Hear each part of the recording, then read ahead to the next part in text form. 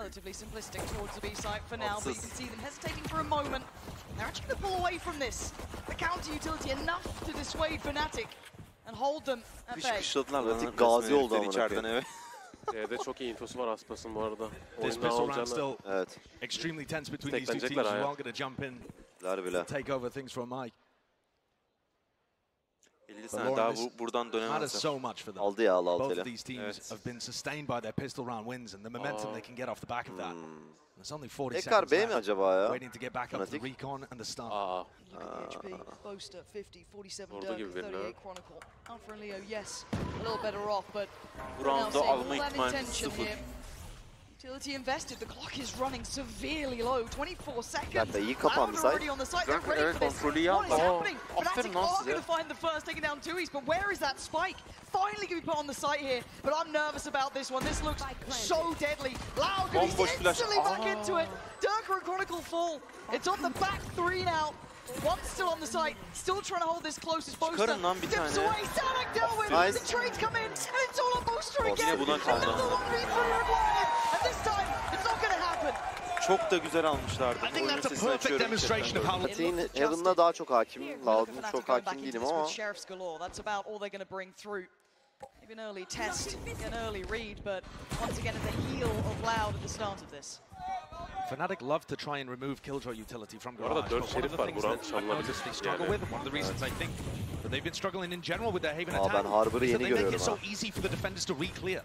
You see how they don't insert anybody in Garage here, they don't maintain any level of presence, and Loud just a single peek in, and they realize that there's no real threat there. Yeah, Les still being as active as he was, as you said, ensuring that there is no Tamam, ses ayarlandı arkadaşlar. Ayarlıyor oradan. Unless we'll always try and get aggressive in Garage. If you're looking to try and find a pick against Loud, focusing on less refighting Garage would be a great way to try and generate 5v4s for Fnatic. And again, late round information coming through. The dog going down has now noted at least 2 players from Fnatic, so they're being forced around this map with very little reward for themselves.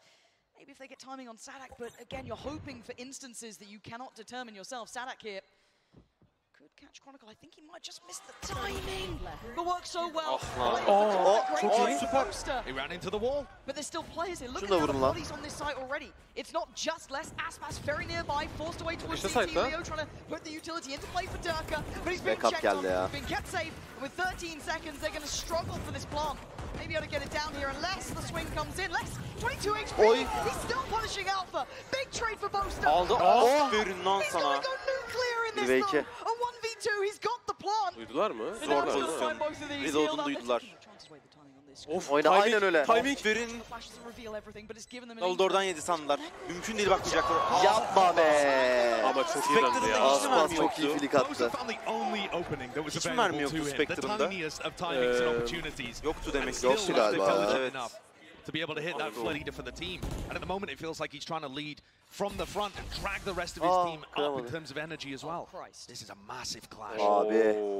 Abim. Aferin lan size. Oğlum çok iyi drone'du. That could have been deadly. Massive potential there for that to go wrong. Les coming up behind, trying to fill the gap based on all of that information that Fnatic were fighting over very long. Yalnız şu ürpertici, adamın oraya smoke atacağına o kadar eminler ki. Değil mi? Smoke'da o kadar giriyorlar ki. Bu ürpertiyor yani bu durum biraz. Evet. This is one of the things that you get. The best out of Les and Alpha is that they're so happy to go for pushes like this. But he doesn't play diligently enough. Caught off guard and Les. Bu ölsün ama bir daha vurmasın, nice oldu. Bravo. Back on track. B-site looking like the end destination here. Aspas and 2Es not likely to do much more. Spike planted. They're so far away from this too. It's not even like Aspas and 2Es are in a position where they can get info on where Fnatic would be repositioning. And any damage to the economy is going to be fairly minor because Fnatic just love using these light armors at all times. We've seen them even not being affected too much by the bonus round wins. Might get the drop on Durka here. It does. Aspas looks sharp, doesn't he? Give him a Guardian. The flick in the previous round onto Boaster and then that as well. I mean, 2Es could have a little crack up. Wait. Hello? Oh my god, wait, Chronicle got 2Es! That's ridiculous, nice. What a silly end to the round, but it's fine. Çok kill verdiler ya, bonus round'du. Damage done. 5v4, do Fnatic continue on this path? They are so committed. 4 players deep down A long. Follow up here, Aspas. Gonna be sticking around. They don't expect it. How does he get away with this so often? Finally checked by Chronicle. The spike plant a little more contested than they'd like. Feeling like they want to brawl the bomb. Abi. Çok güzel oynadılar lan. Kanka Sky Flash'ını hiç numarasızca atıyorlar ya bu arada. Çekinmiyorlar yani. Şeye girmişler. Backside'ı alamıyor ya Fnatic. Ya backside çok el kol sallayarak oynuyor yani. Orada ama Viper smoke geliyor ya, onun etkisi çok büyük. Evet. Gördün mü radarda? Evet evet gördüm. Knives ready to go. Invest them almost instantaneously. It looks like once again that lean towards B. The A site somewhat closed. Stalled out though. We held back here. Gonna try and get ahead of things. Blended. I mean, he was dead in a blink of an eye. That's again most of the threat from this round. Nasıl yapalım? Yeah. I'm not sure whether we saw a bullet tag there onto Turker or something, but he didn't land the dash updraft that he was looking for to get on top. Should be almost farming time. Bulldog, yes, for Chronicle, but Loud, very controlled here. Oğlum sol altında kız yok lan, erkek o amına koyayım. In 4v5s in situations like this, they're not going to pull out ultimate. Sol altındaki kızın insta'yı versenize yazıyor da. Going to feel like they're obligated to invest a lockdown or a reckoning into a round like this, which is one of the major wins that Arkada çok ses geliyor. Allah Allah. Statta olduğumuz için olabilir mi abi? Onu yine biraz bypass etmişler ya. Yanımızdakiler bağırmaya hazır gibi ya bu arada. They may want to try and filter through. Garage and Sadak controls towards B exceptionally well. Less receives towards Garage. And once again, they have wraps on this Fnatic side. Leo could try and do damage, but it's going to be irrelevant. This is stunning from Loud. Fully prepared here. Düşünün yani, BBL'in maçını izliyoruz şu anda. Bizi bir hayal edin. Ve BBL önde oluyor falan, iyi oynuyor. Evet. I mean, look at Les. He has a lockdown to try and play retake, but instead he's tucked in Cubby in mid. This is the kind of flair and the variety that he can give you. You expect him to be playing a passive situation retake somewhere, much less likely you're going to clear this. Now, they may have noted Sanak, which is a little bit of a switch up, so they might be questioning where Les is, but even with that in mind, umarım B'ye gitmezler ya. to actively try and fight through. C is completely open. Again, could depend on the lockdown, the reckoning. Loud have a lot of utility that they could bank upon for a very diligent retake here, but Fnatic still need to step towards it, still need to get on towards the site itself, and yes, finally following up through towards Garage, and Sanak's lucky to be alive. Everyone from Loud is here though, ready to play the retake. Fnatic have got C, sure, plant's gonna go down. But 2E's has his high time to ready, you know, to get back in here. They still have the Viper alive as Sadak escaped. They have lockdown, they have reckoning, there are huge ults. Counter, trying to work off this one. They hit Durka. He can't now spring off the back, that could have been everything. Güzel hareket lan. Ah be. They've offset the timing a little bit, but they still have a massive fight for that lockdown. Do they completely fall away? The divide could go up as well. Hala Yari iyi, hala Yari iyi. And Am's just been overwhelmed, gone down to 2E's, bulldozering his way forward, and Leo's got to run. Try and get out of here in time, and they've been forced to wait. Alamayız. The utility's not amazing either. Look at how deep that high tide is. Separates Chronicle from all the rest. Oh, he couldn't quite get tonight by Leo. Back to business. You're going to have this all being nice through. Fnatic forced to invest everything. Nice holding on. Aspas, the last line in this. The last one to try and do some damage. And Fnatic are toying with him. Smoke ne yapıyor Surely there's no more. Surely 2E's can't draw the attention away. He can't. Çok güzel. Var mıydı smoke? Var, 2 tane var bak. Wants to get out of there. And Fnatic, skin of their teeth in this round. Tabii lan. But an awesome idea from them. It got to to apply pressure A early. They're really trying to condition Loud to be afraid of this. And yet, Loud still only have 2 people here because the actual A endings have not worked. You're absolutely right. They don't have to be too worried about that late round. Now, information should be found here, and it is. 2 noted, but Fnatic holding quite a deep default. Really working too early throughout the map. Potential for a battle over Garage here. Both of these Killjoy players are extremely happy to take duels. But Alpha's being patient here, waiting for the rest of the team. It's only less though. I mean, yes, he's got Aspas on towards B, but it's a 3-play stack towards A, and Leo's won them the fight. Okay. Off the support system of the spam coming out from Alpha, but C is on a platter once again. They found something that's working. Now, obviously, they don't know that. They still have to do all the diligent checks on the way in here. But the plant should be inevitable, but this gives Loud time to hit that rotation. Yine aynı kurdunuz gittiniz abi longa. Ulan mermisi olsa. Harbiden. Varmış da gerçi 3 tane daha. Ne yapıyorsun lan? Harbi ne yaptım? Kanka öldün amına koyayım. Lan. Ya oğlum gitsene longa niye? Ne yapıyorsun kanka orada? Çocuğun küresi var. Yaralayabilirler bombayı. Verdik roundu. Aa öldü. Yaralayamadı, yaralamadı. Lan süre. Aldı çözdü. Ooo çözemedi. What the fuck? Ulan ikinciye kör sattım ha. 0.06. İkinciye kör surdum. The one who could be in the right place potentially at the right time. This is a lot of players down towards long, and Aspas is waiting. Göstermiyorlar. Güzel. Hello. Just gonna sit towards this corner. Tell his teammates you watch towards long, please. All of Fnatic are here, but can they make it work this time? Oh, the slow trip back. Aspas criminal to get away with it. Evet, Fnatic, there's no safety on this site. They have very little to work with. Finally, they at least have Hell and backside, but it's the first time in a while, and it's not their own site at all. There's 3 players in sewer. These Loud players are going to be difficult to root out, and Boaster is the first one to try. He must know that there's a chance there's a couple of players down there. Well, they succeeded on the first, but the trade comes out. They've got to now know Aspas is here and Calentine. That's a big picture to be painting. The Viper pick going to go through. Let's get a clear Chronicle, and now it's getting dicey. Durka and Leo, the last 2 alive, they've got to work in perfect unison. Leo, a second, and now down to an all-even number. Durka starting to do that damage. Aspas, the last one alive. In a 1v1 up against Leo, the guy who could be ice cold. The king himself. İyisin lan Leo. İyisin lan Leo. Bu sefer double curse koyduk. Harbiden böyle bir şey yok. Hayatımda ilk defa curse olayına inanıyorum artık. Hoş geldin. It feels like we haven't seen competition though. Gonna keep doing this. Straight back on the operator Aspas, not willing to give that up at all. We eye up the rest of the map. We see Fnatic now test back towards adjustments that maybe we were considering from the top. Arada ses gidiyor mu sizde de? Evet. Aynen. Okay. Ben de sorun var zannediyorum. Aynen ben de sorun var.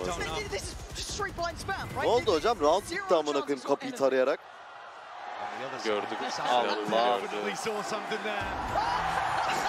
Dead Ayağının ucunu gördü herhalde. Beautiful. I mean, imagine going from Fnatic having that read 2 rounds in a row to be able to pick up less and then go for an A-site hit, and then this is just a flawless. Instantly responded. Nasıl yapalım bu roundu? Bu ne böyle? Ekonomi siken bir round. Gerçekten heriflerin de parası bitmedi ya asla. So wonderfully.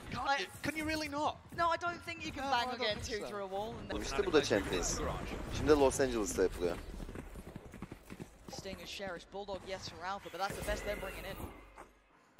An early information note. Oğlum ne kadar güzel lan. Champions'ın biri İstanbul'da yapıldı ya. Müthiş bir şey yani. İkincisi yani. Evet. Full site control this time, gained by Fnatic. Yeah, Durka disrespected that Sadak Viper Orb and went through it, taking bu arada Chronicle'la Alpha'nın ultisi var, bu roundu vermezler. Yapma. Vermemeleri lazım ama. Down on long. I don't think it's quite what he wanted here. Calentine tagged up a little bit. Still needs to find Chronicle. Durka. Ay o Stinger'la 4'e 2 tane bir de çıkardı orada. Aa Alpha attı valla. Aldık Helli. Fnatic aldı. Aferin lan size. Çözüyor. Lan çözdü. Ah lan. Unreal scenes. Ya kanka. Ama Killjoy'sunu bir tık erken atabilirdi. Evet ya. Biraz geç çıktı. Chronicle atmadı mı? Var mıydı o Chronicle'ın ultisi? Atmadı. Vardı atmadı. Ya bu ne? Kaçtı değil mi bir de o? Evet. Ulan bir tane daha vuruyordu bir de onun üstüne. Kaçtı ya. Aspas with the Blade Storm is still going to be really useful on this retake. He's not hampered at all by the operator. There's only 2 players really committed in. Yok 8-4 bitecek bu hafta. Diğer alfa bakacağız. Here we go. Retake about to get started. Aspas first couple of steps forward. Boaster, Durka looking to try and work in unison. Doesn't get isolated but does get traded. Tui's there on the hard carrying work towards the site, trying to take all that space away. Chronicle already noted as well. Nice. I mean, Tui seemed a little lost in that then. As Chronicle gets away with his life further, finally dealt with by less, pushed deeper away. Leo now had to come online, trying to get involved in this, and now down to just Boaster. And I say just, it's a 2-1 GLs again! Abi gördün çözmediğini. And he gets the defuse! Ya niye bu kadar acele pikledi oğlum Ben adam? inanamıyorum ya. Ya bu harbi satış amına Şaka koyayım. maka Boaster çok kötü bir oyuncu ya. Sen niye bu kadar yükseldin lan adama?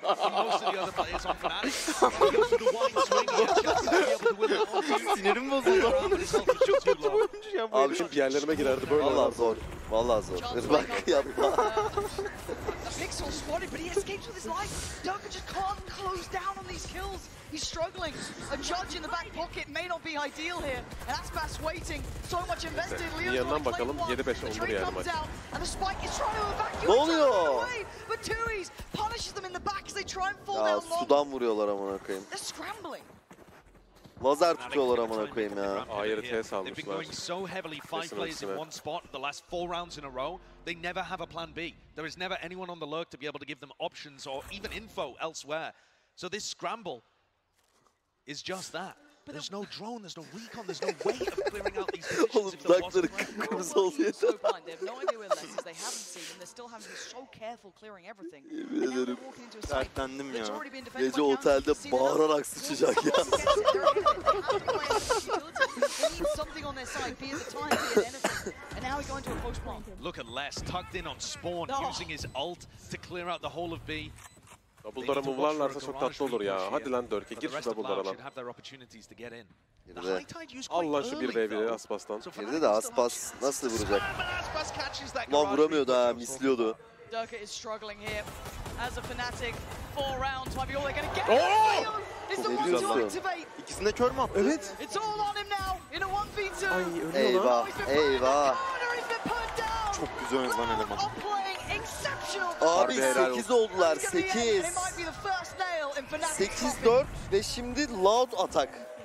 Ya atakta daha zorlanırlar bence ama Ben zannetmiyorum abi. Ya bak gene ilk el çok önemli. Çok kritik pistol. Ben sana demiştim ama. Çok kritik. Abi bunlar durdukları yerde de yükseliyorlar ya. Ne yapıyor bunlar ama? Manyak mıdır bunlar? Bak Boaster 1 vs 2 atıyor pistolde, maç dönüyor. Oy! Çok seksi bir vuruştu. Harbi çok klastı.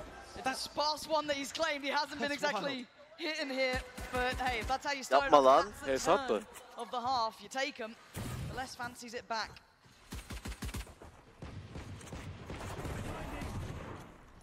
Round'u vermeyin ya. Loud and cautious on the way in through B. Need to break alarm bot here as well before Fnatic will bite and realize that this is actually coming towards the C site. Well, as much as we noted Durka having a quiet one, as was Alpha. His site now being overtaken, not much to really do. They will give themselves the plant, and they give themselves güzel trade. At this post plant, Sada getting aggressive on this, trying to build off the back of Karanzin's damage. Tamam. Bir daha gireriz şimdi, bir daha. So Fnatic stay standing with 4 across to the sub. Okay, it was Alpha to land. I thought somehow less might, but that one does land. As now it's a 1v3, and Les has been good, but I don't think he's been this good. Half defuse achieved, 29 HP. Çok güzel oldu, bravo. Çok önemli elde, çok önemli elde. And a crucial pit. First steps taken towards it on that long road back here, but keep in mind it is loud and they look pretty lethal. And no real messing around the pace here. Alfajer sildi orayı, sildi. Oo, silahı da var. Sildi. Get a plant here, loud. That's why it gets dropped now. Vay ay ay. Doing very well for himself, but Lan öldüler. Soruyor. But again, dealt Tamam, with. güzel. Threats handled. No plants, no problems. And Fnatic still with 2 rifles that they can bring into the next round. Bu maç bence uzatmalara I've gidecek. liked what Fnatic have brought on Haven, on their defense side. I think they've had Bu arada some really Nice again. Durka, a little bit of a fiend down in the sewers. This time going to be forced away. Early investment of utility just to deal with his positioning. Loud. Prioritizing that long control as their first port of call. Fnatic are going to play around Durka and Leo controlling short. If this A hit does come through, they've still got a position to reinforce. And on the other side of the map, Alpha's taken a walk down C long. So again, playing these aggressive, almost one-and-done positions, as Les was on the defense side. Both of these Killjoys are really quite similar in how they approach the map. There's that second attempt now towards the side. They've got the sewer control to add to the collection. Now it's slowly chipping away at this Fnatic hold, but still not taking fully committed steps. Alfajer o kadar derin infoya sahipken Fnatic A'da bu kadar stekken nasıl alacaklar böyle? Maybe still aware. Still a jump spot, but almost got caught out there. Leo needs to be very careful with this. 40 seconds. 40 saniye kaldı, döndüremezler. Yani döndüremezlerdi. Harbiden nasıl olacak? And Loud close the gap, or they're finding no early chances. They're leaving, and Alpha has not taken the bait. Dönüyorlar lan. Aa yok. Yok dönmezler ya. Döner gibi ses verler. Bak A'yı boşalttı. Monster bu nasıl karar? Bu nasıl karar? Alfajer'in yerine bak, nasıl karar bu? İnanamıyorum kanka. Bir daha tekrarlasana dediğini Boster'a. Boster çok kötü bir oyuncu Cenk. Acaba Boster mı ya? Yani Alpha C Long'un dibindeyken böyle bir rotate. Çok değerli bir ramp ya bu ramp bu arada. Keep Fnatic at arm's length, and Aspas is breaking their back. 3 massive kills. Durka and Alpha have to save. There is no other option here. What a call! What a call! Whoever that was from Loud has just absolutely rinsed. Çok merak ediyorum kim verdi o kolu lan. They looked scattered on the retake as well. Like their heads were already Loud da bu arada iyi fakeledi ama. Ya Gel Boster da in-game shot kolları başka biri vermiş olabilir yani. Country mile away. That's mental. That's a rattler as well. Oh, that's in your head. That is. Ben yan watch partiye gidiyorum. Rahatsız artık. Bir yerde de winner olalım ya. Gerçekten Elif. Ulan hayatımın... They probably don't know how fortunate they were in that fact that Fnatic basically evacuated the site, but again, they'll watch it back, they'll feel that momentum shift here. They still have to get past the challenge in Sur if they fancy going back towards A. Fnatic didn't really adjust at all based on that B fake Yoruldu onlar ya pressure. herhalde. Onlar yoruldu ya. Onlar yemek yedi ya, çöktü şeker böyle. Ay Durka'nın yere bir bak. Yanlış info veren Alfa'ydı bence. Lan ne alakası var? Alfa C uzunda olayla hiçbir alakası yok. Ne ses duyuyor ne bir şey. Ay.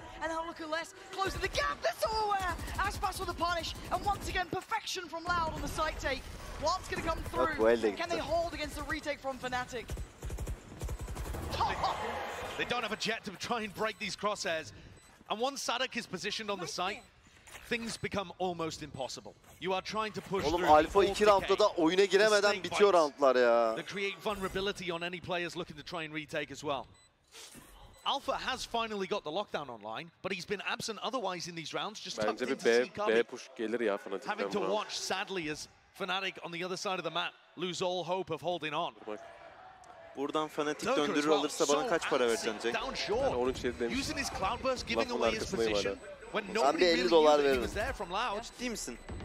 50 de ben veriyorum lan. Çok güzel. İyi para topladı ya akşam akşam. Anlaştık.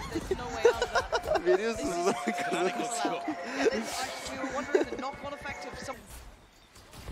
And look at what they do.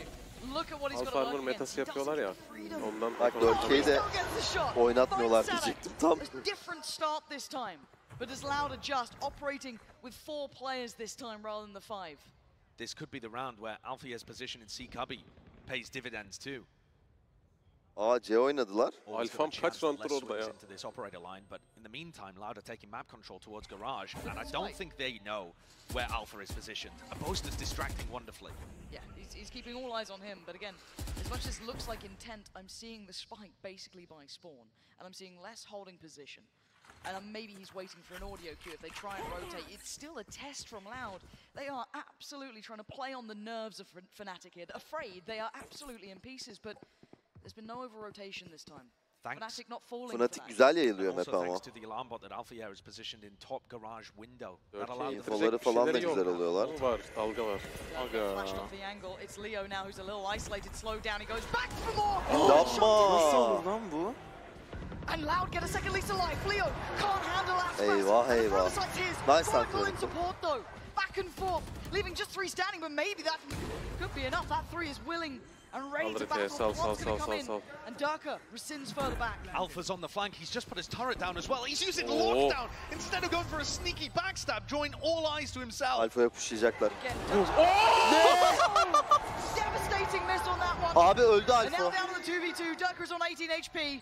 And he needs to deliver here for Fnatic. He finds one. Unless punishes Boaster. Duymadı. Unless he's now in the 1v1 for himself. He's just buying time. He's making it hurt. But he's drifting. Nice amına koyayım. Like this. Played that a little different, I feel. Kahır ve lanet attım ya herifin üstüne. With a couple of big chances to secure this round earlier on, but he delivers in the end. Not yet. Not yet. Aspas opting to invest. Knives out. Hızlı oyun. Seekers in. This looks like they want to go off this one. No hesitation. Durka still Çok standing.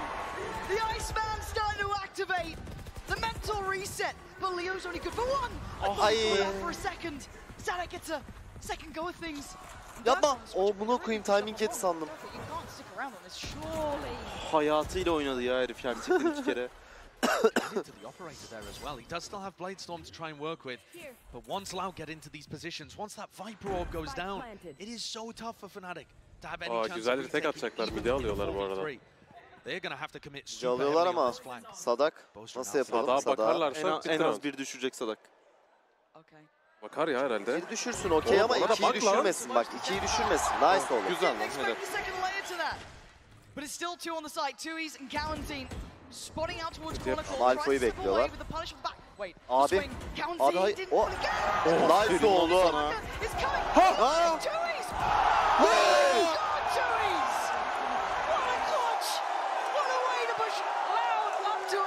Amına koyayım, adam 90 derece çevirmiş klavyeyi, oyuna bak. Böyle oynuyor herif ama. Nasıl olur ya bu? Kanka bu niye atlıyor 4'e gelmeden? 4'e gelsin öyle atlar. Şu ultiler bu arada biz bir side alalım. Viper'ın üstüne kullanalım, round'u bitirelim ultileri. Fnatic are going to be hoping and praying that Loud fall into some kind of danger. The shorty, Leo with a stinger.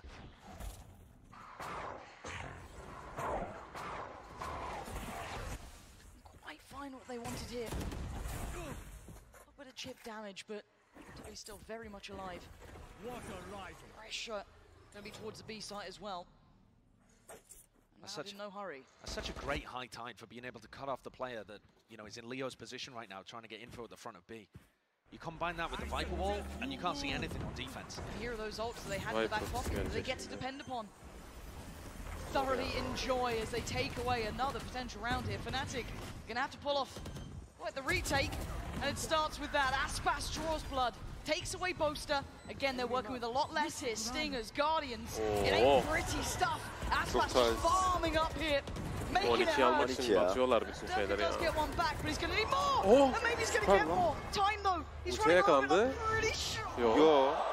Second away. But he goes back, but the space has been filled. Aspas betters him again. As Chronicle and Leo are left to watch, as it's going to surely be 12. Aspas is coming alive here. He's got a chance to go for the ace, but they don't know where Leo exactly is. Oğlum eleniyor lan fanatik. But that's a sorry consolation prize. Oğlum burası soğuk lan. Harbi çok. Şu an bir şey daha açtılar. Fark ettin mi? Bir soğuk daha vurdu. In a sorry fourth place. Boster yaşa. First one under pressure. Aspas towards the site and Boster looks dead. He absolutely is. Counting's got him, but Chronicle trying to hold on. Zadak on the trade. It's down to 3 now. Durka, Alpha and Leo. There's that Viper's bit, and look at the space it's going to take away. Durka trying to close up, but Counting's read it. And a pop flash towards CT. Yok mu Leo? Bitiyor. Bir dakika, Leo Alfa da olsa hiç her şeyi yapabilir. Erken yaptın bu hareketi. Erken yaptın, izle. Alfa öldü. Doğru yapmışsın. Let's wait and he's got it!